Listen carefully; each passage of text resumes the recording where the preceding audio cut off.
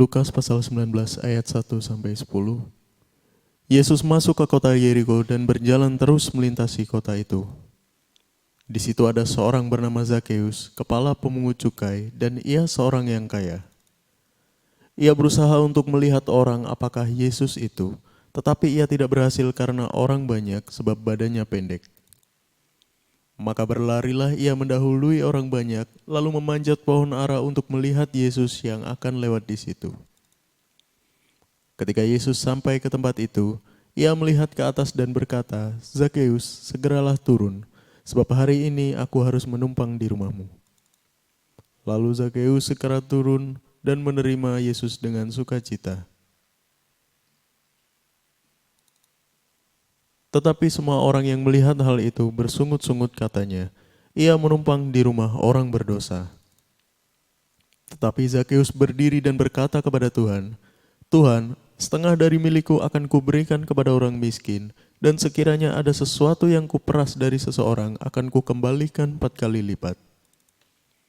Kata Yesus kepadanya, "Hari ini telah terjadi keselamatan kepada rumah ini, karena orang ini pun anak Abraham. Sebab Anak Manusia datang untuk mencari dan menyelamatkan yang hilang."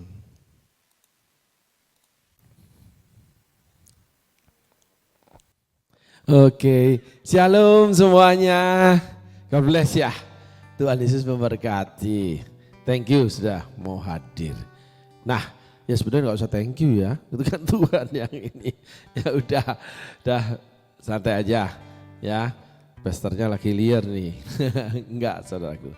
Saya mau jalan setelah menyelesaikan tugas selama 7 hari. Ya, cerita sedikit karena ada hubungannya. Selama 7 hari menyelesaikan recording untuk dipost di YouTube 49 episode dari 7 tema khotbah. Perjuangan saudaraku. Nah, sama dengan Zakeus. Zakeus seseorang yang tertarik dengan Tuhan. Zakeus seseorang yang pingin tahu Tuhan. Tapi dia menemui beberapa halangan. Salah satu yang menarik di dalam dirinya, yaitu perbuatan dia. Sangat sulit seseorang yang mendapatkan uang banyak. Sangat sulit seseorang yang mendapatkan manisnya dari uang. Sangat sulit bagi seseorang yang terbiasa memiliki kemudahan dari karena memiliki uang untuk menjadi Zakeus. Tetapi ketika Zakeus mau kehilangan uang dan segala sesuatu, pasti fasilitasnya, Yesus cuma menjanjikan keselamatan terjadi di rumah orang ini. Cuman keselamatan. Sepertinya Yesus itu menukarkan keselamatan dengan uang. Tidak, saudaraku. Yesus itu baik hati, kemurahannya lebih dari hidup. Tetapi Yesus itu punya hati yang sama dengan kita. Karena kita serupa gambar dia. Cuma tidak punya karakter dosa. Gitu saudaraku ya. Kita nggak usah bicarakan kesempurnaan Yesus. Namun pada saat ini kita mendapati Yesus itu melihat perjuangan Zakeus. Orang berdosa. Orang bangsa Yahudi yang terhilang. Pemungut cukai itu orang yang memungut pajak untuk bangsa Romawi. Saudaraku, seseorang yang kejam, seseorang yang salah. Zakeus adalah orang yang seperti itu. Tetapi manusia melihat penampilan, Allah melihat hati. Oleh karena tradisi, orang melihat enggak mungkin orang seperti gini berubah. Enggak mungkin orang seperti gini bisa. Sesuatu yang enggak mungkin ternyata bisa menjadi mungkin bukan oleh karena kasih karunia Tuhan saja. Tapi karena perjuangan Zakeus untuk mendapatkan Tuhan. Nah, di sini kita awali episode tentang Zakius, saudaraku. Bahwa Tuhan itu menghargai perjuangan seseorang walaupun tidak mungkin bagi dia dan bagi setiap orang yang tahu dia, melihat dia. Bagi Tuhan tidak ada mustahil itu. Tuhan tidak melihat isi di dalam kita. Karena Tuhan menyiapkan untuk mengisi kita. Tetapi yang Tuhan inginkan, kita harus berjuang untuk mendapatkan Tuhan. Untuk mengetahui siapakah Tuhan itu. Untuk mengenal Tuhan lebih dalam. Untuk belajar melakukan kehendak Tuhan. Untuk belajar berubah. Untuk belajar melakukan sesuatu yang lebih lagi buat Tuhan dan buat sesama. Itu hakikatnya. Dan seringkali kita miss di sini. Kita miss. Tuhan tidak memberikan upah atau mengembalikan kebaikan kita, tidak. Tuhan memberikan kasih karunia. Kalau di bumi kita mendapatkan upah dari Tuhan, iya. Tetapi yang kita harus kejar seperti Paulus katakan, aku sudah mengakhiri pertandingan iman yang baik.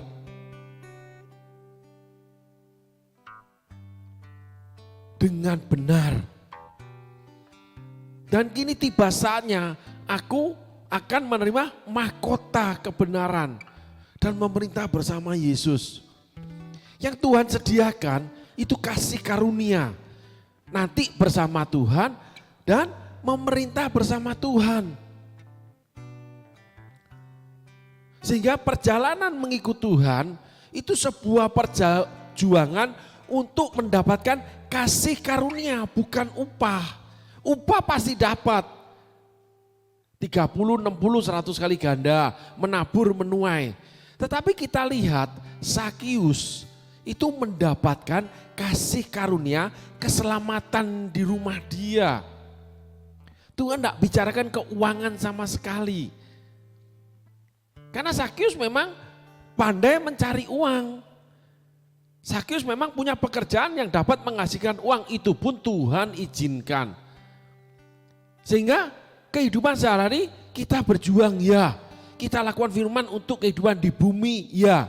Tetapi ingat, Tuhan tidak mengembalikannya sebagai upah. Tetapi mengembalikan sebagai upah karena kita memberi di bumi. Saudaraku, tipis-tipis sekali. Upah pekerja. Sehingga kalau kita lakukan segala sesuatu, kita berpikir upah, kita cuma menerima di bumi. Nah, yang Tuhan sediakan jauh lebih dalam seperti itu. Tapi terlihat seakan-akan itu tidak ada nilainya. Karena nanti yang belum terlihat, kalau secara guyon saya tanya, siapa yang pernah ke surga, melihat surga? Sangat sedikit orang yang diberikan itu. Tetapi ada buktinya enggak? Dia bawa buah dari surga, dia bawa daun dari surga, lantai emas dari surga. Yang dia ceritakan pewahyuan itu enggak bisa membuktikan. Nah, kalau saudara ingin membuktikannya, bisa, tapi one way ticket. Ya, enggak PP loh saudara.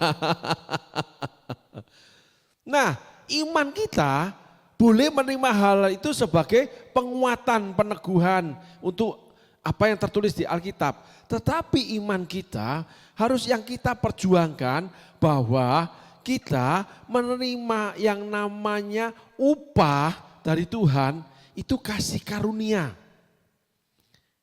Oleh karena kebaikan Tuhan, kita dipanggil melayani Tuhan. Enggak kelihatan sekarang raja dari segala raja, enggak kelihatan kekuasaan dia, enggak kelihatan kemuliaan dia. Lawang kita lihat manusia, lawang kita masih menginjak di bumi, maka firman ada yang mengajar kita bagaimana hidup di bumi. Tetapi itu akan kita terima di bumi yang jauh lebih dalam, jauh lebih kekal, yang abadi. Kita terima kasih karunia. Untuk dipanggil itu kita terima kasih karunia. Untuk memenuhi panggilan kita membutuhkan perjuangan. Ku beri yang terbaik bagimu, ku relakan segalanya.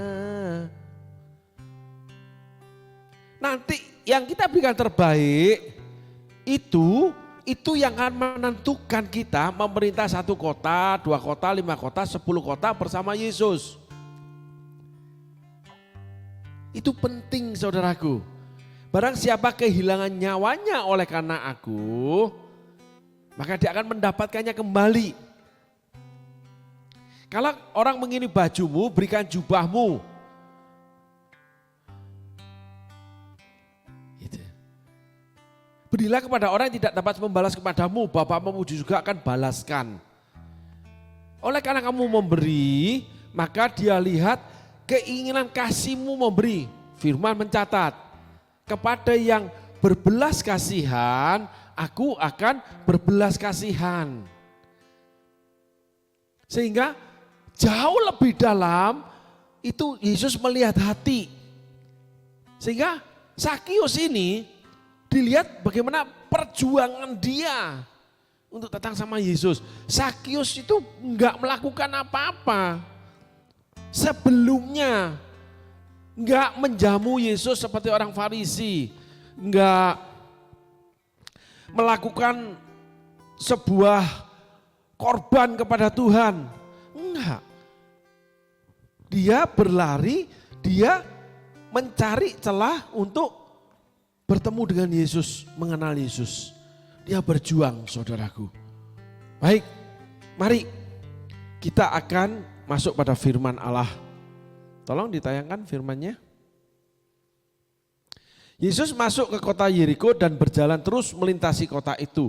Yesus itu masuk ke kota Yeriko, berjalan terus, itu artinya Yesus itu enggak peduli. Seringkali kita mengalami bagaimana kita hidup, kita bekerja, kita ibadah, kita punya hati sama Tuhan, kita mengabdi sama Tuhan, bahkan yang sudah melayani, berkorban, segala sesuatu dilakukan. Tapi kayaknya sepi-sepi aja hidup ini. Enggak ada geloranya Yesus, enggak ada penampakan Yesus, enggak ada penyataan Yesus, bahkan enggak ada peneguhan. Yang lain itu makin kaya, yang lain makin dipakai, yang lain itu terlihat makin ada pemulihan. Kita biasa-biasa, itu saya alami saudaraku. Kurang lebih 14 tahun sampai 20 tahun awal mengikut Tuhan. Berjuang itu kayaknya melempar batu di tengah laut. Kayaknya menggarami sungai ketika kita berbuat kebaikan. Enggak ada artinya buat setiap orang segala sesuatu yang kita kerjakan. Enggak ada dampak rasanya. Tetapi ternyata yang Tuhan inginkan, saya cuma memenuhi panggilan. Setelah 30 tahun, saya baru mengerti ada pemakaian Tuhan dalam hidup. Di mana Tuhan ingin sepenuh hidup saya harus serahkan ke Tuhan. Bukan sayanya, tapi Tuhan yang mau. Dalam keterbatasan ketidakmampuan, saya itu ijazahnya S2, S-nya 2, SD, SMP saudaraku. Di belakangnya ada TKA, TKB, Taman Kanak-Kanak. Ijazah saya itu 4 saudaraku. TKA, TKB, lalu SD, SMP saudaraku. Orang sampai PhD, saya enggak. Malah makin turun. Sekolah dikeluarkan terus. Bayangin SMP itu 4 sekolah. Karena tengah jalan dikeluarin. Sampai kepada sekolah terbaik, sampai yang sekolah yang boleh dibiarkan ngerokok dalam kelas. Masuk enggak masuk, pokoknya naik kelas. Pada zaman itu ya saudaraku. Hidup pulang itu cuman buat tidur. Sampai orang tua saya kalau ngomong, kamu tuh di rumah cuma buat tidur. Rumah ini kayak hotel buat kamu. Menyakiti banyak orang. nggak ada suatu modal yang bisa dipakai untuk bisa kalau diumpamakan berdagang. Nggak ada suatu kepandaian untuk bisa dipakai menjadi sesuatu yang berguna. Perilaku, ya, karakter, apalagi nggak punya kepandaian. Cuman bisa keluyuran, kelayapan saudaraku. Hidup yang gagal. Tapi Tuhan mau ambil. Saya selalu punya sebuah cerita. Kalau boleh diceritakan, saudara tahu kalau ayam dipotong, dibeli, lalu dibelah, itu dikeluarkan isi perutnya. Bagi ibu-ibu yang masak di rumah, isi perutnya akan dimasukin dalam kresek, lalu dibuang ke sampah. Di sampah itu tukang sampah akan mengambil, dibawa ke tempat pembuangan akhir sampah, penampungan sampah. Untuk dibawa tempat pembakaran sampah. Di tempat penampungan sampah, perut ayam itu menunggu waktu 2 minggu. Karena kebetulan lebaran. Akhirnya sampah yang menumpuk itu mengundang binatang banyak, hewan banyak, kucing, anjing dan sebagainya. Lalu bungkus kantong plastik yang membungkus perut ayam ini, isi perut ayam ini, dikorek-korek kucing, lalu terburai keluar. Bentuknya sudah enggak karuan, karena 2 minggu udah busuk, udah keluar ulat belatung saudaraku. Dan setiap orang yang melalui tempat itu pasti menghindar karena baunya menyengat. Dan pandangan itu menjijikkan, karena itu sampah, tempat belatung, lalat. Segala sesuatu yang kotor itu timbul dari sana saudaraku. Apalagi kalau hujan, banjir itu terbawa kotor sekali. Sumber bakteri, sumber amuba, sumber segala penyakit buat manusia. Itulah saya waktu itu. Hidup saya di tempat penampungan sampah. Tetapi ada seorang pribadi yang datang mencari, "Rempi, di manakah kamu?"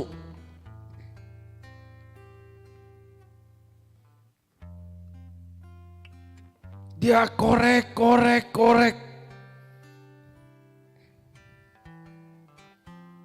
Dia temukan itu sudah tercerai-berai. Dia kumpulin satu persatu. Hidup yang sudah berantakan, pribadi berantakan, gak ada sekolah. Semuanya serba berantakan, gak ada yang benar. Lalu dia masukkan di dalam kantong plastik yang dia bawa. Orang-orang dunia sudah membuang, sudah tidak mengingini. Termasuk keluarga pun gak mau mendekat.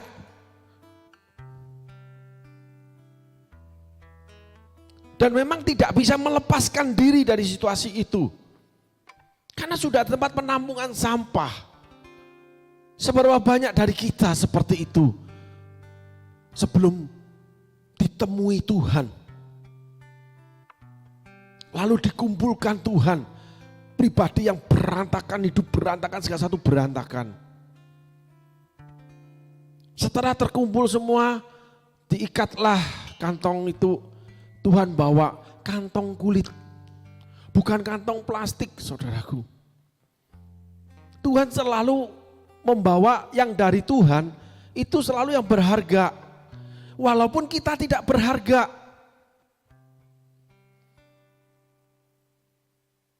Sungguh itu benar adanya. Dipertemukan dengan istri yang berharga. Diberikan anak-anak yang berharga.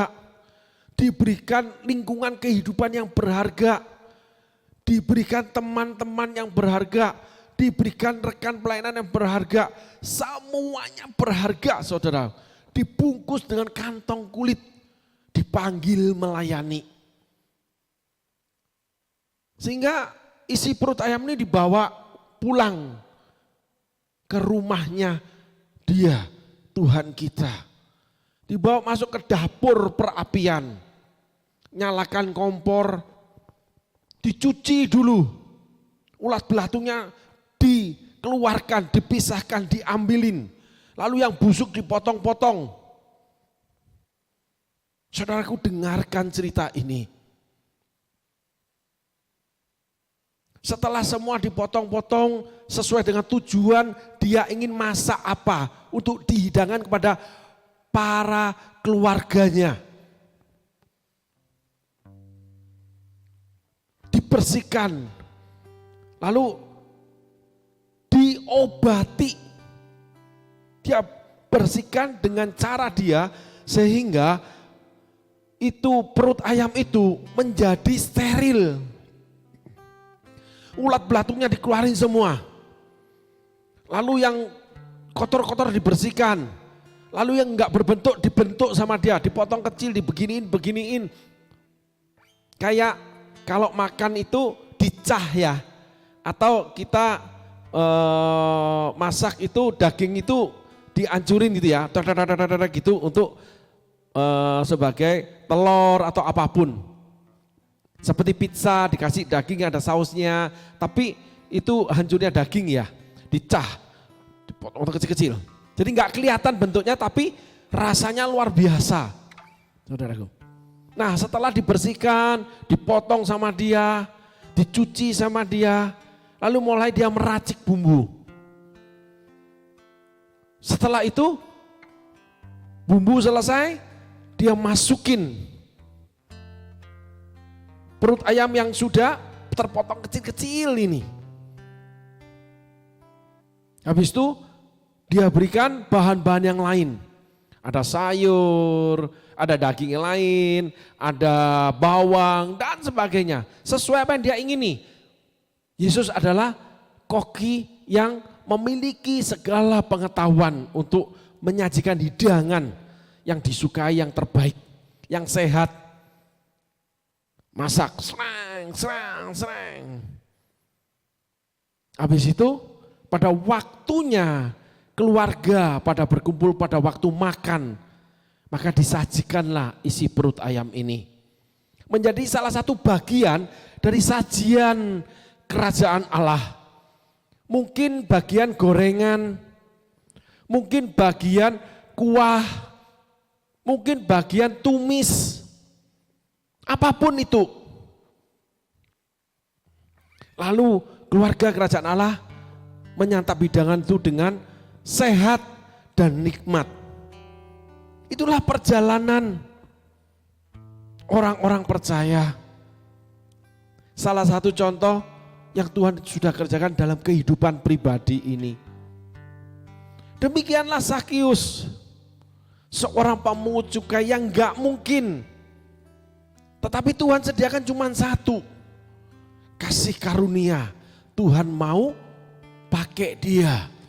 Tuhan gak peduli dengan uang dia yang dia bagikan, karena gak dicatat gunanya.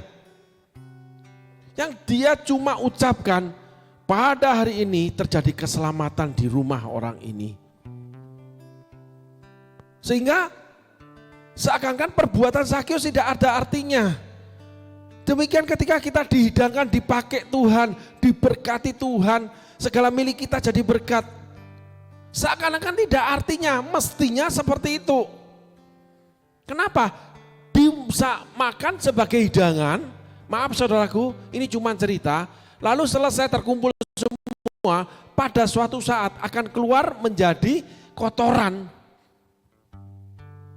Yang kan masuk lalu terurai di bawah tanah. Sehingga apapun di dalam hidup kita terjadi, Tuhan selalu ingatkan, akhirnya kamu akan menjadi kotoran kok. Akhirnya kamu pulang, kamu menjadi yang namanya daging yang dimakan ulat. Dari debu kembali ke debu, dari tanah kembali ke tanah. Tetapi nyawamu gak boleh dimakan ulat dan belatung, neraka. Kamu gak boleh masuk dalam kehidupan yang di sana ada ulat belatung, nanti bau busuk lagi, kamu dibuang orang lagi. kamu akan masuk tempat penampungan lagi. Walaupun mungkin Tuhan hampiri kita lagi, tapi kita mengalami situasi kondisi yang kekurangan, situasi kondisi yang hubungan dengan orang gak bisa bagus. Semua yang pernah terjadi di masa lalu itu akan terjadi lagi, bahkan lebih buruk. Lebih baik kamu jangan mengenal kebenaran. Kalau kamu mengenalnya, kamu berbalik, keadaanmu akan jauh lebih buruk. Saudara akan jauh lebih buruk, saudara akan dirajam oleh iblis. Iblis akan pegang saudara lebih kuat lagi supaya saudara nggak mendapatkan kasih karunia itu. Iblis selalu berjuang untuk orang-orang yang sudah mendapatkan kasih karunia. Sehingga perjuangan Zakius itu sangat penting buat Zakius. Dan terlebih penting selanjutnya. Yudas itu mengikut Yesus sama dengan yang lain. Selanjutnya masuk neraka. Saul itu dipanggil sama dengan yang lain. Selanjutnya masuk neraka. Pada awalnya semua sama. Falling in love with Jesus. Jatuh cinta sama Yesus dalam-dalam. Setelah itu hidup seperti dunia. Sama dengan orang Israel ketika memiliki tanah perjanjian lalu melanggar larangan Tuhan, kawin mengawinkan dengan bangsa Israel, nggak boleh hidup menurut cara bangsa Kanaan. Mereka hidup seperti cara orang dunia. Dan iblis tangkap melalui berhala-berhala tanah Kanaan, bukan berhala Mesir. Saudara harus bagi ini, Mesir tidak pernah terjadi. Jadi saudara akan mengalami kerusakan yang luar biasa dari berhala Kanaan. Setannya beda, ini 7, ini 1. 7 bangsa Kanaan saudaraku. Filistin, ya Moab, Amon, dan sebagainya. Ada orang Midian, bangsa Kasdim, dan sebagainya. Saudara akan dikeroyok lebih hebat lagi sama setan. 1 keluar, balik 7. 1 dilepaskan Tuhan, balik 7. Kalau dilepaskan 2000, baliknya 14.000, jauh lebih jahat saudara. Sehingga ada orang yang jatuh, itu jauh lebih jahat, jauh lebih buruk keadaannya. Nah ini penting saudaraku. Sehingga hari ini kita belajar bahwa untuk mendapatkan Yesus kita harus berjuang. Berjuang saudaraku. Tetapi setelah itu kita juga harus berjuang mengikuti Yesus. Karena kita mendapat kasih karunia. Itu yang terlebih penting. Jangan pernah melepaskan kasih karunia. Panggilan dia, keselamatan. Lalu pekerjaan yang diberkati. Apa yang harus dilakukan dengan pekerjaan. Keluarga, apa yang harus dilakukan dengan keluarga. Terlebih lagi ketika dipanggil melayani. Karena untuk keuntungan kerajaan Allah. Di mana kita harus banyak kehilangan, kekurangan, pengorbanan. Sesuatu. Barang siapa kehilangan nyawanya akan mendapatkan kembali. Tetapi barang siapa mempertahankan nyawanya, nyawa yang sudah diberikan Yesus, harta yang sudah diberikan Yesus, waktu yang sudah diberikan Yesus, kehidupan yang sudah diberikan Yesus, nggak mau jadi saksi, nggak mau berkorban, nggak mau memberi. Barang siapa mempertahankan nyawanya, dia akan kehilangan nyawanya. Amin saudaraku.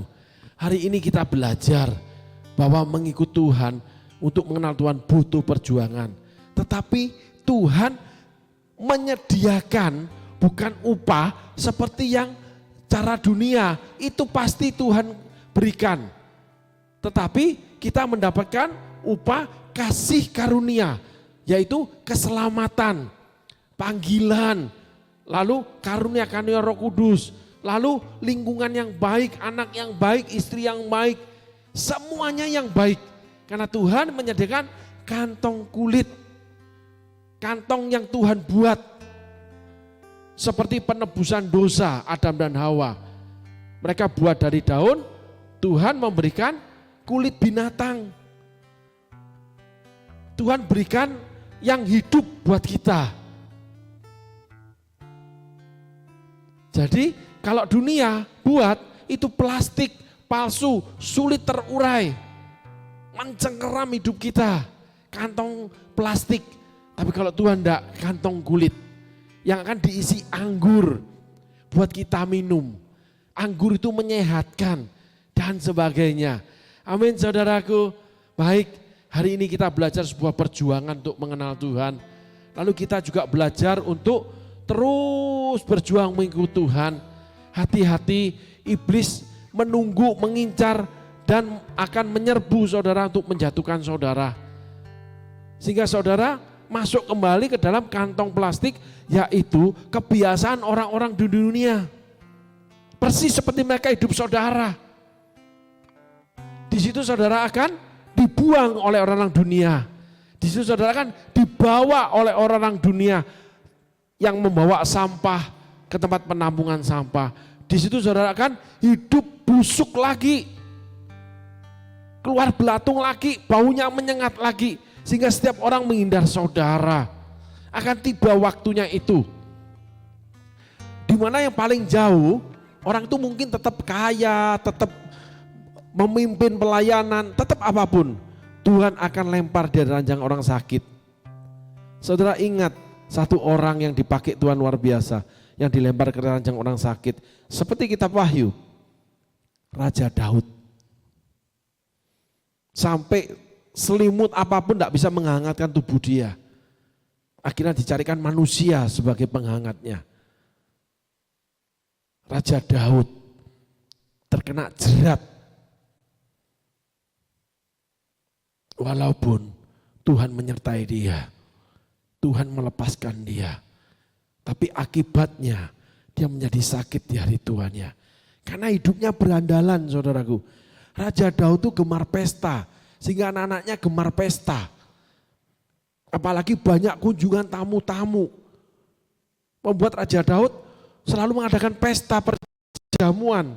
Demikian juga ini sedikit ya saudaraku, cuman mengingatkan. Banyak hamba-hamba Tuhan karena dipakai Tuhan selalu diundang makan. Karena orang-orang yang mengundangnya merasa diberkati Tuhan melalui hamba Tuhan ini. Akhirnya stroke, jantung koroner. Hidup sampai dipanggil pulang dalam keadaan sakit, kursi roda. Karena tidak memelihara kesehatan dia. Sehingga hidup kita harus waspada saudaraku. Hati-hati, berjuang, memperjuangkan kesehatan salah satunya. Memperjuangkan keluarga, memperjuangkan pekerjaan, memperjuangkan pelayanan. Untuk berjuang supaya Tuhan yang tetap ada di tengah-tengah segala sesuatu yang kita perjuangkan. Sehingga segala sesuatu yang ada kita, di mana di tengah-tengah ada Tuhan, itu kuasa gelap nggak pernah ada. Setan gemetar, dia akan kabur menjauh. Kita dikelilingi orang-orang baik, dikelilingi oleh orang-orang yang tulus, orang-orang yang semua Tuhan yang atur. Walaupun kadang terjadi gesekan, perselisihan atau apapun. Tapi Tuhan tetap menyelamatkan kita. Iblis berusaha menjatuhkan, menyerang kita.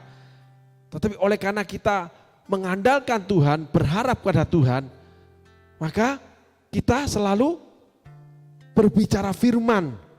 Iblis akan undur dari hidup kita untuk menunggu waktu yang tepat menyerang kembali. Itulah isi Alkitab yang boleh kita belajar hari ini.